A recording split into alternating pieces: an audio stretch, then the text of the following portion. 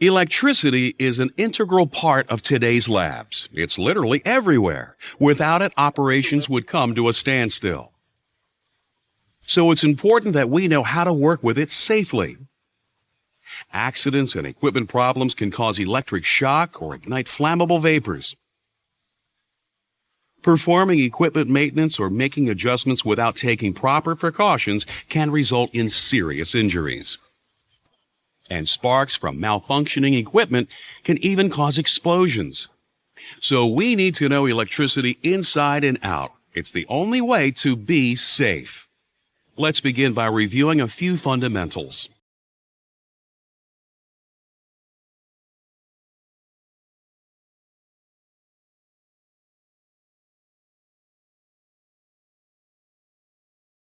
The force carried by electrical current is measured in volts. Most lab equipment runs on about 120 volts. Equipment requiring large amounts of electricity often runs on specially dedicated 240-volt lines. Current is the flow of electricity. The intensity of the current is measured in amperes, amps for short. The amount of current that an electrical line can safely hold can vary depending on the thickness of the wire. Most lines in a lab can safely carry 20 amps, but some equipment can require a lot more. You may have heard this before, but it's worth repeating. It's the intensity of current, its amperage, not the voltage, that causes shocks. And it doesn't take much electricity to cause serious injuries.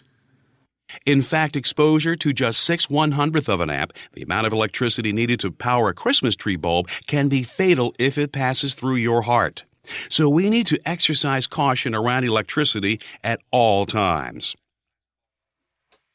Electricity flows when a loop or circuit is completed. A circuit is the uninterrupted passing of electricity from the power source through a piece of equipment and back again. To regulate this loop, machines and equipment have an on-off switch. When the switch is on, the loop is complete and electricity will flow. Moving the switch to the off position breaks the flow of electricity and prevents the equipment from running. Breaker box system. As a safeguard, the flow of electricity can also be broken by a fuse or circuit breaker. These can be located within the equipment itself or externally in the lab or a utility room. If electrical wires try to carry more electricity than they can safely handle, they become overloaded. When this occurs, the fuse or circuit breaker will trip, disrupting the flow of electricity. The power goes out. You come in.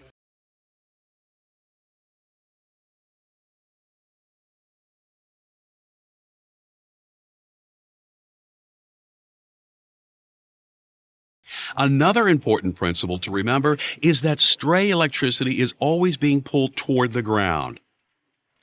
This can lead to a nasty shock if you're in its path. Controlled grounding is what helps to safeguard against this problem. If electricity leaks through insulated wiring, the ground wire will direct the electricity back to ground, not to the person touching the failed equipment. You can see the ground wire easily in 3-prong plugs. But in order for a ground wire to be effective, the outlet that it's plugged into must be connected to the ground as well. So outlets should be tested annually to make sure that they're still grounded. For added safety, outlets can be fitted with a ground fault circuit interrupter, GFCI. The GFCI senses stray electricity by measuring the continuity of the current. If any deviation occurs, the GFCI will shut off the flow of electricity before it can cause any problems. Ground fault circuit interrupters act quickly. This can be a real lifesaver because circuit breakers can't halt dangerous amounts of electricity fast enough to protect you from an electric shock.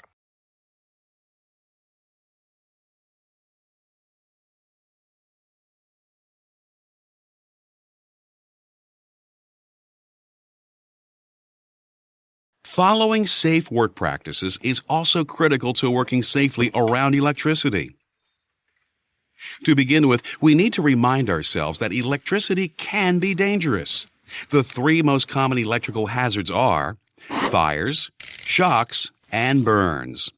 So you need to be on the lookout for situations that can create these types of hazards.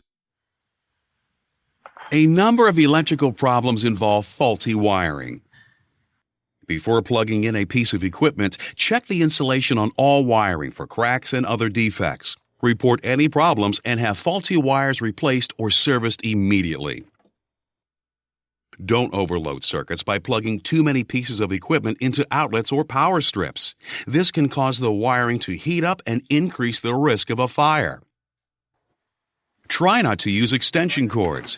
Eventually, the cords will develop cracks and other defects that can lead to shocks, and these problems can't be covered up with electrical tape. Some accreditation groups such as JCAHO and CAP prohibit their use. So play it safe and position your equipment within easy reach of an outlet.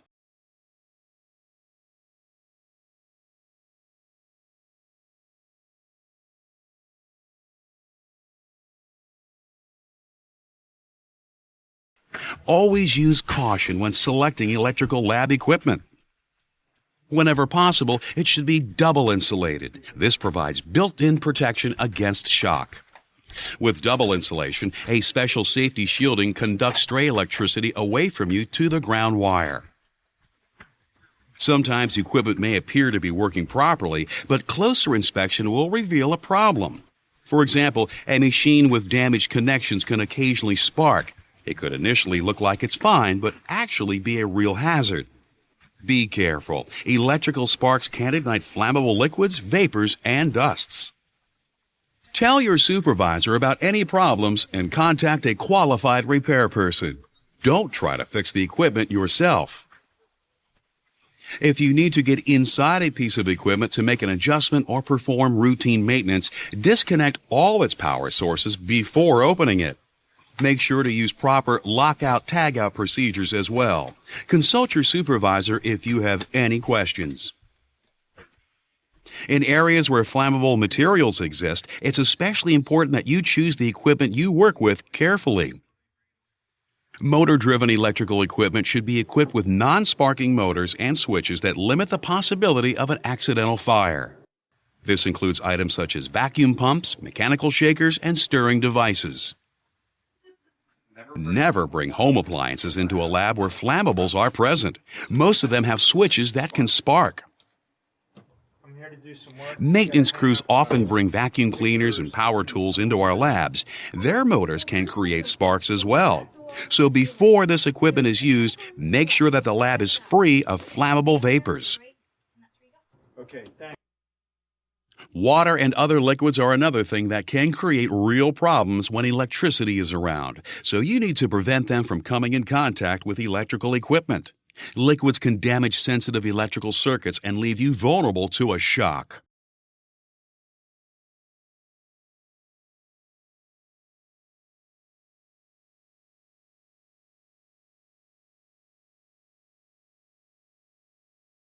If, despite your best efforts, something goes wrong with electricity in your lab, it's important to be prepared. Never touch a person who's in contact with a live wire. First, cut off the electricity, then immediately call for emergency medical personnel. Because of the heat generated by electricity, electrical accidents often result in fires. So fire safety can be very important. Know the location of fire extinguishers near your work area. Electrical fire should be fought with Type C fire extinguishers. Most labs use ABC extinguishers, which will work fine. But if a fire is too much to handle, get out and leave it to the professionals. A working knowledge of first aid can also be very helpful in case an electrical accident occurs. Cover minor electrical burns with loose, dry, sterile dressings or bandages. Make sure that the victim gets medical attention to prevent any complications. We have a medical emergency. Since electrical accidents are often serious, victims may need CPR or treatment for shock. While many lab facilities have special CPR teams, it's also a good idea to learn how to administer CPR yourself. Ask your supervisor about any training your lab may offer. Electricity is a valuable asset, but we need to know how to use it. Let's review. Know how electricity works. Select electrical equipment carefully. Always follow proper electrical work practices. Report any unsafe conditions like sparking or cracked wires. And be prepared in case of an emergency.